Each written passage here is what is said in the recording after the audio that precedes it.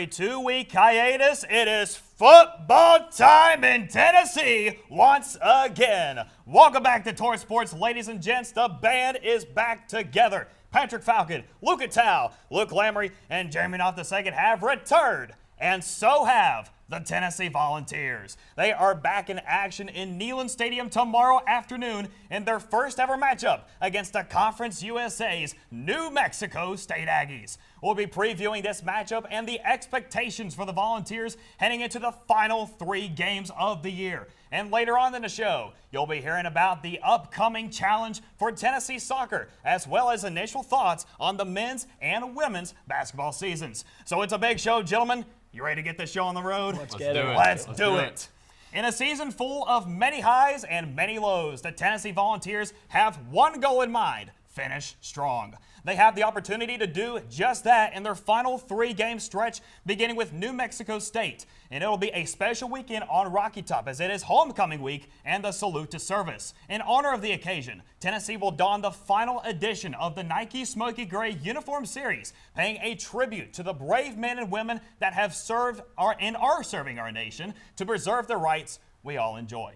So, gentlemen, earlier we have talked in the season how crucial it is to come back stronger than ever and make a statement after the bye week. And this is Tennessee's second time now coming off of a bye week, and even though it's just New Mexico State, they're looking to make a big impression against New Mexico State. Yeah, I don't want to overstate this game because it's not a big game. Let's just be honest here. It's a 3-6 Conference USA team, and I think it's hard to make a statement versus a team like that. We see many Power 4 teams, no matter the level they are, no matter if they're elite contender or not, come out and stop these teams. And that's just what's going to happen. You should look sharp if you're the Tennessee Volunteers. The years you were 6-6, you should look sharp against these teams. That's what you did.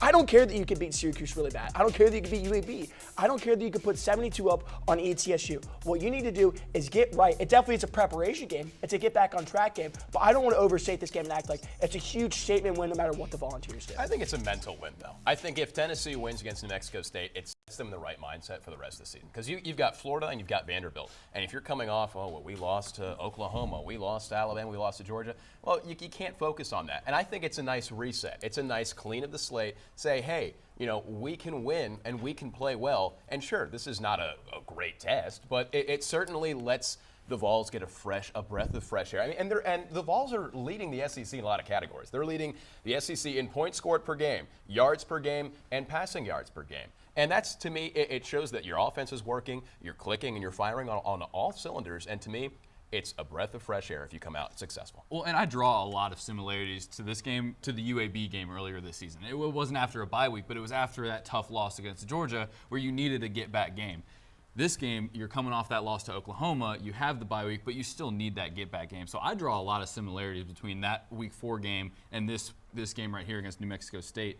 And you're lucky after a big loss against a team like Oklahoma to not have to play another Power 5 team right away, right? Like it's a breath of fresh air to not go straight into the Florida or straight into the Vanderbilt. Have this kind of off week, not off week, but this week to kind of recuperate and test some stuff out before you have those opponents. Because the week after you're heading down to the Swamp, which is a brutal place to play. So having this week to kind of get your feet under you and test some things out will be nice before the next 2 games. Yeah, it definitely helps. It's definitely a get back on track game. I agree with you. The mental reset kind of helps, but I just don't think if the Vols go out there and score 70 points, is anyone really going to be impressed? Is anyone really going to be like? It doesn't. Florida's not going to be shaking in their boots. That's what by I'm any saying. Stretch of the imagination. But I think for the Vols, it has. There's more of a benefit for the Vols than anyone else. Yeah, this is definitely, you're all hitting it pretty much nail on the head, because this is going to be an important game just for the Vols to really regroup, try to get back in the rhythm, get some momentum going because of that stretch they have come up against Florida and Vanderbilt. And something very quick to highlight is that Tennessee, under Josh Heupel, is 5-1 in games after the bye week. So that only coming last year after their first bye week to Arkansas. But other than that, they've won every other game after a bye week and looking to add another win to that total in games after the bye week. And several players, they're looking to make some big statements against New Mexico State. And here to keep you up to speed on who is available and out for tomorrow's matchup against New Mexico State, it is time for the Torch Sports Injury Report, brought to you by Jay King. Thanks, Jeremy. Now, I've been battling an illness all week, so I have been upgraded from questionable to in. But that's neither here, because this is this week's Torch Sports Injury Report. Now, starting with the visiting New Mexico State Aggies and everyone who is out for an undisclosed injury. This includes cornerbacks Dakaric Hobbs, Savion Freeman, linebacker Chance Barron, wide receiver A.J. Williams, running backs Tim Gaines and Roscoe Burton, safety Shadiq Sabaz, O-lineman Makai Lee, tight ends Jerry Lydiat and Lucas Unger, and D-lineman Josiah Jackson and Reeves Baller. Linebacker Tyler Martinez is the only player listed as questionable as he has a lower body injury. Now on to the Vols. Their list is very short, but it does not look like Jermon McCoy and Ricky Gibson will play yet again, as McCoy is still dealing with that ACL tear and Gibson is dealing with that arm injury from week 1. Travis Smith Jr. is the only other Vol who is on the injured list, as he is questionable with the foot injury. That was the Torch Sports Injury Report. I'm Jay King. Now back to you, Jeremy. Thank you very much, Jay. So these players, they're looking to make some big statements against New Mexico State, and y'all have mentioned about this being a bounce back game or a get back on track game. And we'll be talking a lot about that later on the show. But New Mexico State, they also have some talent on their own. And most notably, their senior quarterback, Logan Fife. He has over 2,000 yards in the air and 11 passing touchdowns. And something else for you to know, that he is second on the team in rushing carries, right behind their senior running back, Kadarius Callaway. So they got some talented players on their own. So with this being a bounce-back game, what can be expected in this matchup between the Vols and the Aggies? I think, for me, I think this game for the Vols, it's, there's not a lot to win here, but there's certainly a lot to lose. And not saying that they will lose, but I'm saying that even if you win, but you don't have the best day out there, that's a lot of loss on your shoulders right there. That's a lot of weight on your shoulders. And I think, to me, if you look at it, even if you come out and don't have the best game, that, to me, Florida and Vanderbilt are looking at. They're not looking at, like Patrick said, if they blow them out of the water, 70 points. But certainly, if they come within, 20, maybe 2 touchdowns, three scores, whatever it is, that, to me, Vanderbilt and Florida are looking at that, and they're saying, well, that New Mexico State, we've got a shot here. So that, to me, the Vols have a lot to lose here. Well, and you mentioned Logan Fife, the quarterback, 11 touchdowns. Sure, that's impressive. I'm going to look at his 11 interceptions, though. He has 11 touchdowns and 11 interceptions on the season. 3 games with 2 or more interceptions, 1 with a 4-interception game against Missouri State earlier in the season. So I think the Tennessee secondary is going to have a field day in this game, because he's just throwing the ball wherever. And they kind of need that, right? Like, this Tennessee secondary has had some struggles this season. A little confidence boost. A little confidence boost, having a guy who's thrown a good amount of interceptions this game or this season. Just going to look up and see the ball there. I'm hoping the Tennessee secondary is going to have a lot of fun in this game and kind of get that bounce back game for them. Yeah, you talk about confidence. I think the person you need to put more confidence in out of anybody is Joey Aguilar. I mean, you look at his past few games, they have not been great, but similar to the Kentucky game, they kind of got him going in that game. They got him reading his progressions better. They got him throwing that deep ball a lot better, and I think that's kind of what you need to do against the New Mexico State team. Along with the defense, I actually want to see the run defense improve a lot, because I think that's what's going to be needed more versus Florida and versus Vanderbilt. New Mexico State, not a great rushing attack, only 622 yards on the year, which is very low, but I think that's good. I mean, let's call Space Baby. That's wow. But I think if you want to prepare for Florida and for Vandy, that rushing defense is what's going to need to be there. And back to Joey, you can't talk enough about the pressure that was on his shoulders this season. Coming to a new program, you've got a new, got a new game plan, new coach, new everything, and there was so much weight on his shoulders. Is he going to be the next franchise quarterback for Tennessee? And I think, for the most part, he's delivered, but you're exactly right in the fact that he needs a little bit of a confidence boost, because he's gotten a lot of slack for these last couple of games. Yeah, so bounce back the Volunteers will need to do in this game, especially against a New Mexico State squad that is currently, they started 3-2, now they've lost 4 straight, now they're 3-6, just trying to get something going, and their second-year head coach, Tony Sanchez, just trying to make something out of the season. But yes, these players and more, they're looking to bounce back against even teams such as New Mexico State, because the Tennessee Volunteers, they have had an up and down year, not only in terms of the results on the field, but also in terms of meeting the fan bases and the program's expectations. And as we'll see a few results here on the graphic, if we can get that pulled up here, yes, we will. So right now, Tennessee number 23 in the college football playoff poll, 6-3 on the year. And as you can see, the season has been highlighted by statement wins such as Syracuse and Kentucky later at the bottom. Also, they've had some close conference games against Mississippi State and Arkansas, but the main red flag you see there it's highlighted by the 3 red L's. The 3 losses, all 3 of them coming up against they're coming against ranked opponents. Georgia, Alabama, Oklahoma. They have not had that on their side. Still looking for their first ranked win on the season. So, Not going to come this week.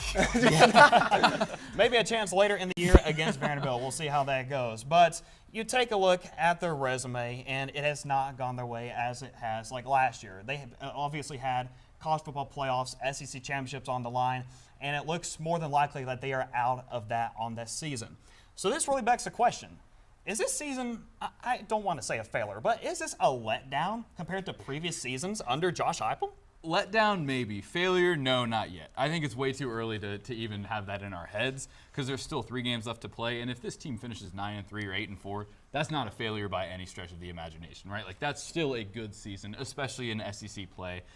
Letdown, you could make the argument that it was a letdown because fans are always excited. But you got to remember, at the start of this season, this fan base had no idea what this team was going to look like. Joey Aguilar, no idea how he was going to do. You know, Jermon McCoy out, no idea how big of a role that was going to play. Ricky Gibson as well. So there were so many questions going into this year that I don't really know if you could call it a letdown because the hopes were never really that high at the start of the season. I agree some with you, Luke. I think it's disappointing. I would say it's more disappointing how you lost the game. Still my verbiage. I was literally going to say, I don't know if I would say letdown, but disappointing, and Patrick literally stole it right from me. Come on, man. It's disappointing how you lost the games. Versus Oklahoma and versus Georgia, you were in positions to win the games. But turnovers, penalties, stupid mistakes, you shot yourselves in the foot, and that's how you lost. And you could even say that happened versus Alabama with the pick 6, completely changing the game. But that being said, did anyone know who Joey Aguilar was a year ago, 9 months ago? I mean, before Nico Imaliava transferred, nobody knew who Joey Aguilar was. No one knew who the quarterback of this team who's played great was. So I don't think you can call it a complete failure, especially with the injuries on the defense side of the ball as well. Well, the other thing to remember is that this team still leads the country in yards per game. And he's leading the SEC in passing yards per game. So there's really no failure here this season. Yeah. Maybe a little bit of disappointment, but that's just fans being fans. I think it's like an angry parent. I'm not angry. You're not a failure, but maybe I'm a little disappointed. I think that there's a couple games where Tennessee wanted to win there. And I'm not saying that in any sort of bad thing. I think it's better than saying a letdown. I think disappointing is an easier term because certainly you wanted to win those games. You wanted to win Oklahoma. You wanted to win Georgia. Boy, that was so close. Mm-hmm. And you want to win against Oklahoma. And so I think that if you look at the season altogether, like you said, you know, this team leads the SEC in a lot of stats right now. First down conversion rate, fourth down conversion rate. So this team knows how to play football. They know how to play. And I think to call it a failure or even a letdown is a bit strong. Yeah, so just going back to the fan base expectations, if you will, the fan base, the expectations and the program expectations, they have definitely increased as the Josh Heupel tenure continues to develop. And speaking of which, like the first 4 seasons under Josh Heupel, 2 of those seasons, they have racked up 10-win regular seasons. One of those seasons, they got an Orange Bowl victory, and the other season, last year, they got a college football playoff invite. So, like I said, they may be out of that this year, but still looking to finish this season strong, starting with tomorrow's game against New Mexico State. And that is where our conversation will continue right after this quick break. So don't go away yet, ladies and gents, because when we come back, we're going to have a special guest with us to look back at the best highlights from the 2025 Volunteers, as well as where the Big Orange needs to go moving forward. In the meantime, our very own Grayson McGinnis is going to tell you about the story of the VOLS Vol signs on Neyland Stadium. Neyland Stadium is one of the most historic stadiums across the country, but one part seems to stand out from the rest of it. The Vols lettering that shapes the outside of the stadium has its own unique history. The Vols lettering debuted in 1966 when it was 8 feet tall and was initially backlit. The lights were on every evening until 1978. In an energy conservation effort, the university decided they would only light the Vols lettering if it was an evening home game. The original 1966 sign did not have the orange background with white lettering. It initially was the inverse. It had a white background with orange lettering. That changed prior to the 1976 season when it became orange background and white lettering. That version of the lettering would stay until the 1999 season when the University of Tennessee decided to put a video board inside of Neyland Stadium. The letters were moved to the top of the video board and changed back to the original white background with orange lettering. In 2009, for the first time since 1966, the historic Vols lettering would be removed from Neyland Stadium as a new video board would be put up replacing the old one. They credited not putting the Vols lettering due to wind load restrictions. And now, since 2022, the historic Vols lettering has returned for fans. The lettering goes back to the second version of the Vols lettering, featuring an orange background with white lettering. That's all I have for us today, Volunteer fans. I'm Grayson McGinnis, Torch Sports. Welcome back to the program, everyone. The hype continues for Tennessee to begin their last stretch of games tomorrow afternoon against New Mexico State at 4:15 Eastern Time. And speaking of hype, we have a special guest here that is known for bringing the hype at football games and basketball games and everywhere else across campus. He really needs no introduction, but we're going to give him one anyway.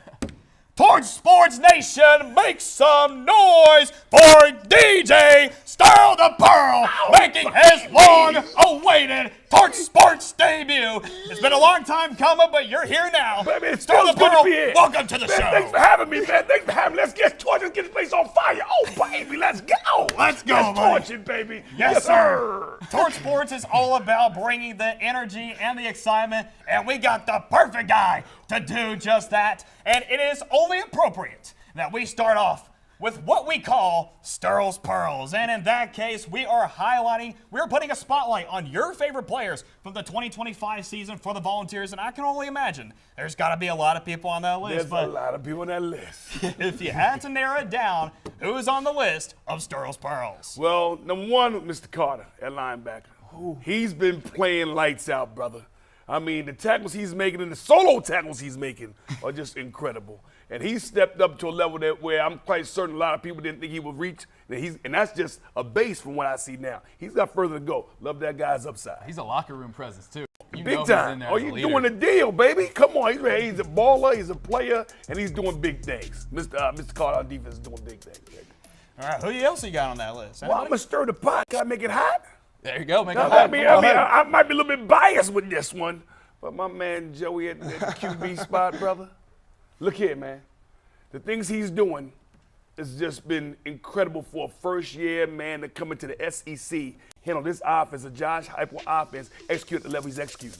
Now, there's a couple of plays he like to have back, but every quarterback even would like to have a couple plays back. I can think of a great man named Peyton Manning like to have a couple plays back. So, but his overall execution has been phenomenal. I applaud that young man. Well, and as a former quarterback, you probably know how tough it is to play that position. So brother. putting yourself in his shoes coming into that SEC, that's not easy. Because the things that from a quarterback perspective, you have to learn a whole new offense. You have to learn everybody's responsibility in that offense. And then you have to learn different nuances of your receivers and running backs and tight ends and people you get the ball to. And you got to remember, you got to take care of your linemen and make them want to take care of you. So there are a lot of things that are intangibles that come with the position that he's handling real well. Now, We got another former quarterback was on the just show. about I to mean, a little bit higher level than me, but we got another one on the show look now. here, I'm brother. speaking the language now. The QBs are everywhere, baby. We don't die, we multiply, Yes, baby. sir. Yes, Let's sir. go. Yes, sir. Yes, sir. And for Joey Aguilar to have that success on the field, he's got to have some wide receivers around him. I'm sure there's one in particular who's known for those razzle-dazzle plays. Well, I can say that number 17, man. He's special. He's special. Everybody knows him. Brazel is a man playing with boys out there when he activates. Now, what I would like to see him do is put his stamp on what he's already done. I mean, in my opinion, I don't think there's a DB he's going to face that can cover him. Let that DB know right away. You got nothing. You can't do nothing with me. I'm going right here. I'm going to catch the ball when I want to. You can't stop me. Joey, throw me the rock. I'm open. I don't care if it's 5 of them on me. I'm open. We making plays. Get that man the rock.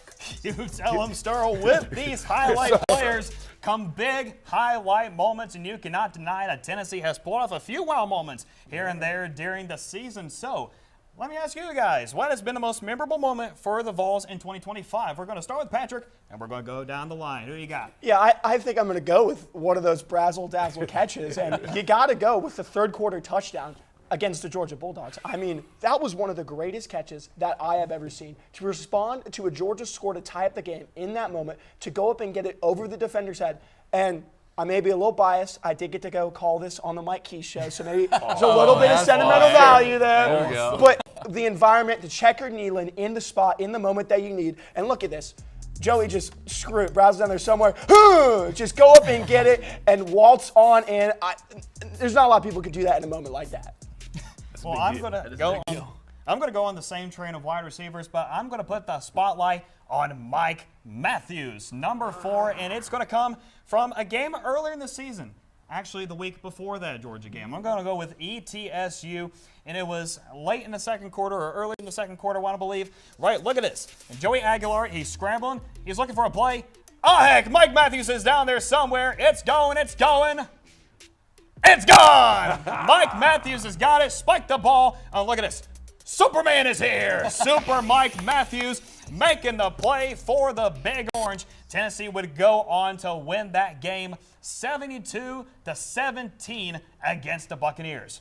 Look at Ty. You think he could top that? I don't know if I could top that. I remember watching that play, and I could not believe I saw that. It almost looked like Jawan Jennings' Hail Mary back in the day. I was like, he caught that thing. Snap, give me that's my ball. It really did. So you both went with players for your moments. I'm going to go with an entire first quarter. I'm going to go the first quarter of the Georgia game as my moment because that was the cleanest quarter of football that I might have ever seen in my entire life. 3 drives, 3 touchdowns for the Vols, 7:56 time of possession, 6 passes for over 15-plus yards in the first quarter alone. You put up 21 against any team in a quarter, you're doing something right. But you do that against Georgia, a top-tier SEC team, that gave fans a boost that knows this team can hang with anybody in the country right now. So Luke, do you know what a moment is? Because you chose an entire quarter as your moment. I mean, that's like getting asked a key player, and you choose the entire offense. Well, your moment lasted 30 seconds. Mine lasted 15 minutes. It's still both moments. Just one is bigger than the other. Exactly. In time, that's for sure. Oh, man. Sterling Burr, you think you might have a favorite moment? My favorite moment was here against Arkansas when our homeboy, number 18, ran that ball and got us that overtime victory. Yep. I'm going to tell you right now, we've got a host of running backs that can do big things. That was one of the biggest done to this point. I'm looking forward to bigger moments coming these last 3 games. I believe our volunteer football team is awesome. I believe our volunteer football team has not played their best game yet, and we're looking good. Now, because of our mistakes, put us in the situation we're in right now, but when I put our best foot forward these next 3 games, whoa! Exciting times back on Rocky Top, baby. Let's go. Whoa! Can I slide in an honorable mention for best moments, too? Just seeing Sterl on the sidelines of the game, getting the crowd pumped up.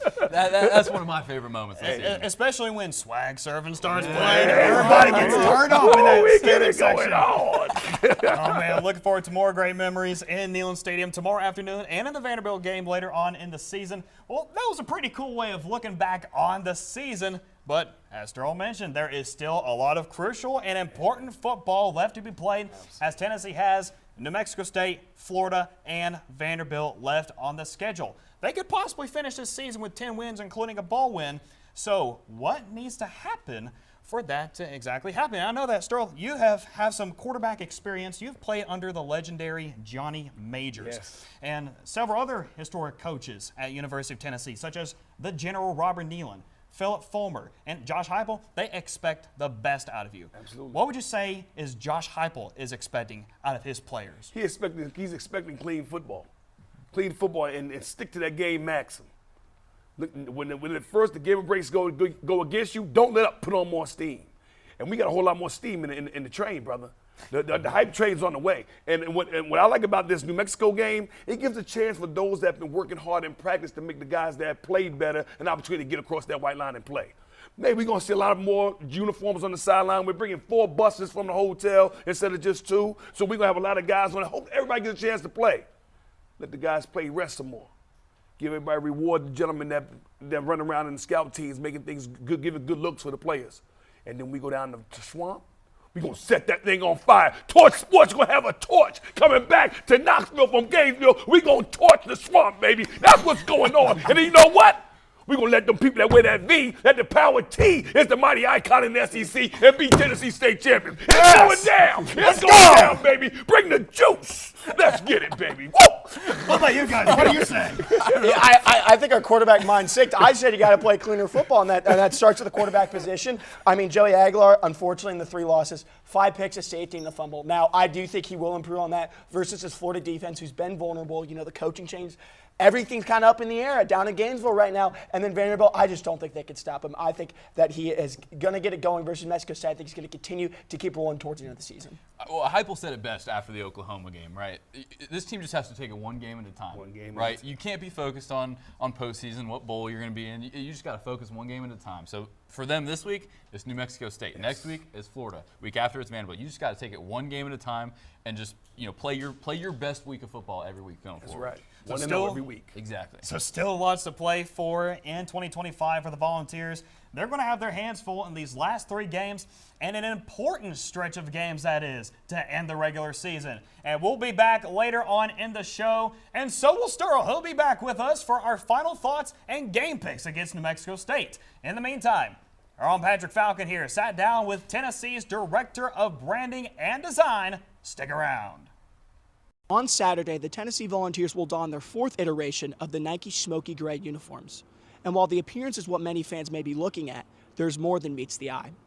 Evan Ford is the University of Tennessee Athletics Director of Branding and Design, and he says that there is a long process to create the fan-favorite jerseys. Usually uniforms are due maybe a year in advance, year and a half in advance. Just with timelines, they're going to make these things overseas, ship them here, make sure they have the right colors, inks, all that kind of stuff. Ford also notes that collaboration with brands like Nike and soon-to-be Adidas is essential to creating the best uniforms. There's a little bit of back and forth with the manufacturer, in this case Nike, to see, can we do this? We have this idea. And they've been a great partner, and usually the answer is yes, you can do that. And of course, there's a lot more hands working to market these jerseys. We have a football creative unit that we work hand in hand with, and that includes videographers, photographers, graphic designers. The Smoky Gray uniforms have had 3 different inspirations over the past few years, and this year's is dedicated to the military presence in Tennessee.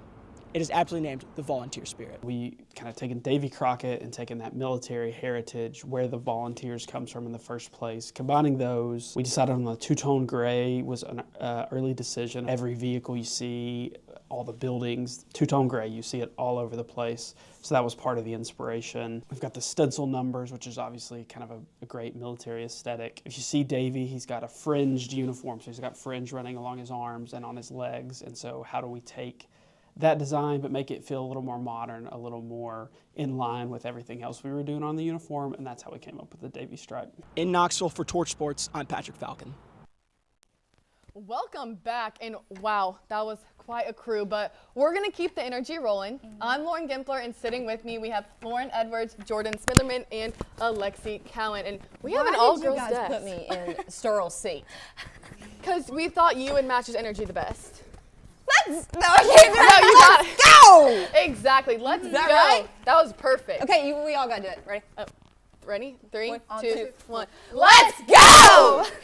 All right, well, it is a busy time of year for Tennessee athletics as volleyball is finishing up its regular season. Men's and women's basketball kicked off their season last week. But maybe the biggest news right now is that the Lady Vol soccer team is set to host the University of North Carolina tonight at 6 p.m. in round 1 of the NCAA tournament. Now, we're going to take a look all the way back to August when the Lady Vols hosted the Tar Heels in their season opener. At the time, the Tar Heels were ranked #1 in the country, and the Lady Vols sat unranked. It was a scoreless first half, but the Vols found momentum in the second half with Shea O'Rourke and were able to win the game 2-0, earning the team their first ever win against a #1 ranked opponent. That win put the team on a winning streak and shutout streak up until the beginning of SEC play, and the Lady Vols even found themselves claiming the #1 spot back in September.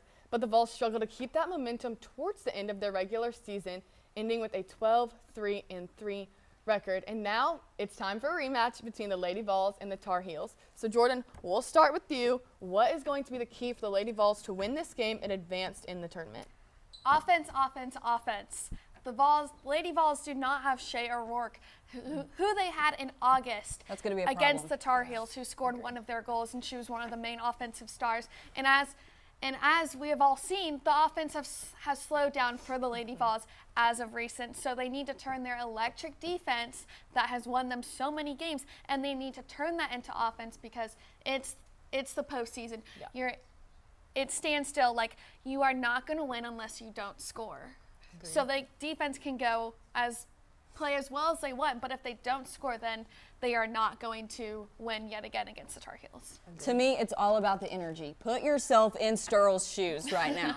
When you're on that field, you got to put yourself in Sterl's shoes. I'm telling you, put yourself in the same situation that you were the first time you played North Carolina.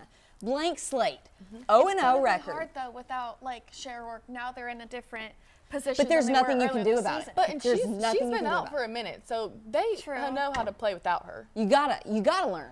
I mean, you have no other choice. It's also going to be about the home field energy as well. Use that to your advantage. It's a mental battle. So if you're not busy, you should go support them tonight at 6, is what I'm saying. Agree. Yeah. They might be undefeated at home. I think they are.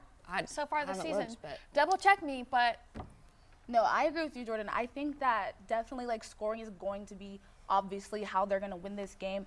I think that they need to keep their composure in the second half. I know that it can be difficult, like after playing for so long, you can be exhausted, but as long as you keep fighting and keep pushing through, I think that this could be a really good game for the Lady Vols. Agree. Well, it is going to be an exciting matchup, and if you're in town, make sure you go cheer on your Lady Vols tonight at Regal Soccer Stadium. Now we're going to take a look at the women's basketball team. The Lady Vols kicked off their season on the road last week, falling to NC State 80-77, but they have bounced back with wins over ETSU last Friday, UT Martin on Sunday, and Belmont on Thursday. But Kim Caldwell said she hasn't exactly been pleased with these wins and that the team has some work to do. Let's take a listen to what she had to say about her team after the win over ETSU. I did not like our response after the NC State game. I did not like our practice after the NC State game, so I'm not one bit surprised that I don't like this game. And it's probably growing pains. It's probably a little bit of selfishness. It's probably a little bit of we didn't come in and trying to fix what we needed to fix versus NC State. And we have to grow up and we have to make it about winning, and we have to be obsessed with not fouling. We have to be obsessed with boxing out. We have to be obsessed with sharing the basketball. And we have a very good team on paper, but if they want to continue to just take days off and not move with a sense of urgency, it's going to be a very long and frustrating year. And today, personally for me, was frustrating. Well, there you have it. She's clearly frustrated with where her team is at right now. And this is a team, like she said, is really good on paper and is expected to be really good. So where does this team kind of go from here in order to start playing at that Kim Caldwell level that we know that they can play at? Lauren? Well, I think that first we need to stop with all these turnovers. I think turning over the ball has been very challenging for the Lady Vols. I think that there's inconsistent three-point shooting. I think that we need to work on our three-point shot. I mean, this team last year, they broke the record for three-point shooting in a game. In NCAA, well, just all of actually college basketball. I think that we need to make sure that we're always moving the ball. I think this team has really good, I think the team is really good at playing. I think they just need to play together and be more with each other as they play. I 100% agree with you, Lauren. When I was at the game last night, they have so many talented individual ballers. And they don't, yes, but they need to realize how to play together as a team instead of just 5 individual people playing. Once they figure out that, I think it's smooth sailing for them. But once they gel, because you have the Paldo twins, you have Talasia Cooper, you have all the different transfers, so there's so much that they are trying to condense. So once they play more efficient, less sloppy, figure out how to play as a team, play as one rather than 5 people, I think that'll be better for them. And someone also needs to emerge as a leader to help this team. There's so many young people, there's so much change. So maybe Talasia Cooper can take her experience that she's learned through just all of her experience and use that to help the younger people. Now, I was there at the ETSU press conference covering it, and I was scared to death of Kim Caldwell. I would have been too. Yeah. And I would have been scared to death last night, I tell you what. She was pretty calm last night. I was shocked. I watched that press conference over. But she told us at the ETSU presser exactly what she wanted. She said better shot selection. And they did not do that last night. No. 7 for 34 from the three-point line, 24 for 69 from field goal range. And she said they have an excuse. Tennessee basketball has an excuse right now. They have played back-to-back-to-back games in their first week of play. And Caldwell said that they did that on purpose, and they played those hard teams on purpose so they can learn in November what to work on instead of February. Because she said that last year they learned in February and nothing in February. So, I mean, I think it's okay. I think it's okay. It's got to be shot selection. And the big thing that I want them to do, go to practice. You got 6 days until your next game against MTSU. Let's practice. That will be monumental for them. I think you're going to see a difference. Yes. Well, the Lady Vols have a nice little break before their game next Thursday, and hopefully they have time to make some of these adjustments that we have talked about. Now we're going to focus on the men's basketball team because the Vols dropped 2 spots to number 20 this week despite wins against Northern Kentucky, Mercer, and North Florida. But the Vols are currently still working some things out, including their starting lineup. So far, there have been 4 consistent starters: freshman Nate Ament, Maryland transfer Jacoby Gillespie, and returners Felix Okpara and Bishop Boswell. Now, Boswell did miss Wednesday night's game due to a minor foot injury, and Ethan Berg got the start. But Rick Barnes is really looking for that 5th man in his starting lineup. Vanderbilt transfer Jalen Carey started for the Volunteers against Duke and Mercer, but Cade Phillips found himself in the starting position against Northern Kentucky and North Florida. So I want to know, who do y'all think should have that 5th and final starting spot? Alexi? I think there's 2 guys you need to change here. Felix Okpara does not need to be starting. That should be JP Estrella's spot. You know, I agree with you on that. When you look back at it, he had 23 points. When did they play? Wednesday? He had 23 points Wednesday, 17 points versus NKU, 12 points versus Mercer. How many has Okpara had? And something with Okpara is he gets in foul trouble pretty often. He's sloppy right now. He's very sloppy right now, and I don't know what's going on with him. But I think JP Estrella deserves that spot. That's not the spot you're talking about. But if you want to hear my opinion on that spot, I go Cade Phillips there because he's experienced. Of course you would want him. And I think him and JP play well together. I've seen them on the floor together, and I really like their dynamic. They both came to Tennessee at the same time. I think they're roommates. I heard that they are roommates. Don't count me on that. But they have a dynamic together, and I want to see them play together. I like it. I cannot tell them apart when they're both on the floor together. No, it's so hard. They're the same height. They have they have like the same like, number. They have the same hairstyle. They have the I same can't even like tell. thing on their shoulder. Yes, they both have the same shoulder too. The arms, whatever it's called. Sleep. I don't know. Yeah. Well, all right. Who are you picking, Jordan? I'm gonna have to go with Cade Phillips as well. He is the tone setter and the leader that Rick Barnes wants on his team, in his offense. And Bishop Boswell has gotten some slack on why he's starting for the Vols, but because of his defense. Same thing with Cade Phillips, his defense. His stats are not all that glorious, but there's also beauty in that. And like you said, JP Estrella can be the scorer. He can come in, be the scorer, and get all the points that they need. But then Cade Phillips can start the game and set the tone right and be the leader for that team and have all the traits that Rick Barnes wants in a player. Lauren, who are you taking? Okay, so I'm a little the odd one out here. Oh boy. I decided to take Jalen Carey, which is an odd choice, I will say. I can admit that. But I get it. I think he brings. He's gotten starts, so. Yeah, he brings veteran experience. Like, he's played at other schools, so he understands how to play with different people, and he knows what to do in certain situations. This is his 3rd school at the moment, and he knows what it's like to play with competitive teams. I think that he has that momentum, and like you said about Cade, he's not very on paper, he's not like the best player, but I think he can really show people. I think that he is very good at keeping composure, and I think that he's really good at handling the ball. Agreed. Well, we'll see who Rick Barnes picks to have that 5th and final spot. It'll be interesting as they head into SEC play in January. But that is all the time that we have for you. Be sure to tune in tonight as Tennessee Soccer starts their journey in the NCAA tournament. For now, we'll send it back to the football crew to give you their game picks for this weekend's homecoming game. But before that, our very own Lauren Edwards got to meet with the Paldo twins. Here's the story. No way. First things first, how did y'all get into basketball? Like, what started that? You know, we just always been around basketball, so watching it, being in the gym with our dad, while he coached high-level players. We just fell in love with the game. Okay, okay, nice. So, do y'all think y'all have different strengths, or are y'all kind of similar in the way you play? We definitely have. Yeah. We definitely have different strengths Okay, for like sure. what?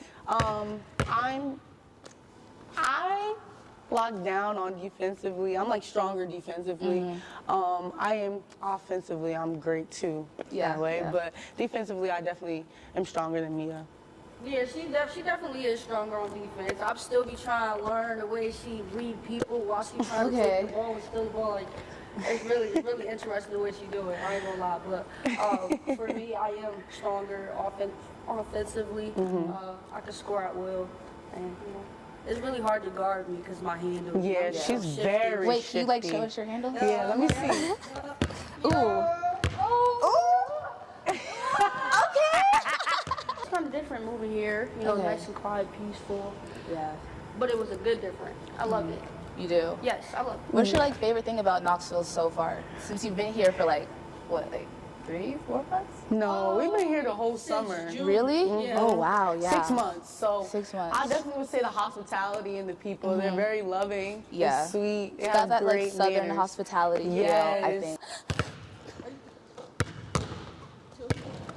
You got it. You got it. Oh yeah.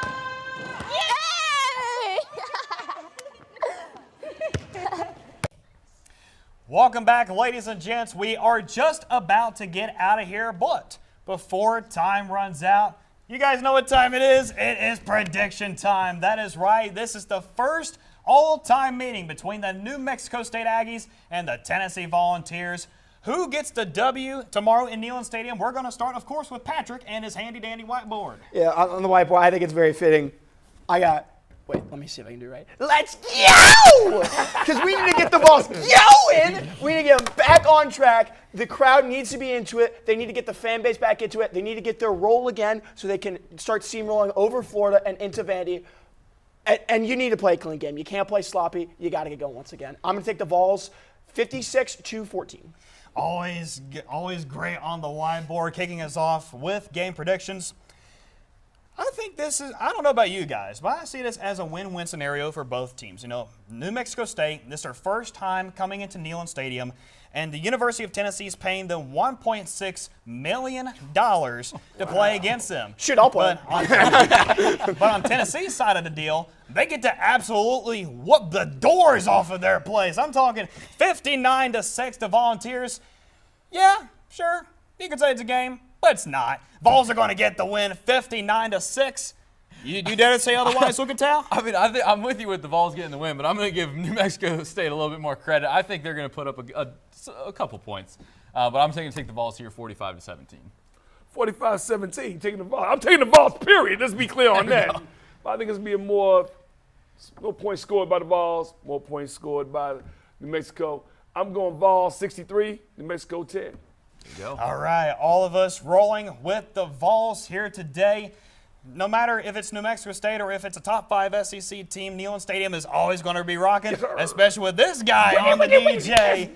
It is going to be a special game and a special occasion with it being homecoming, and the Torch Sports media team is here to bring you all the updates. Give us a follow on Instagram and TikTok at Torch Sports UTK and on X at Torch Sports _UTK so you can stay up to date with your Volunteers and your Lady Volunteers across campus. And one more note before we go. Yes, this is a celebration of homecoming, but this is also the salute to service as we honor those men and women that have given the ultimate sacrifice for our nation and for our freedom today. So if you're watching this program and you have served or are currently serving our United States military, your hard work, your dedication never goes unnoticed. We thank you so much for your great service. We thank you for showing what it means to be a true volunteer. And on behalf of all of us here at the Volunteer Channel, we proudly salute you.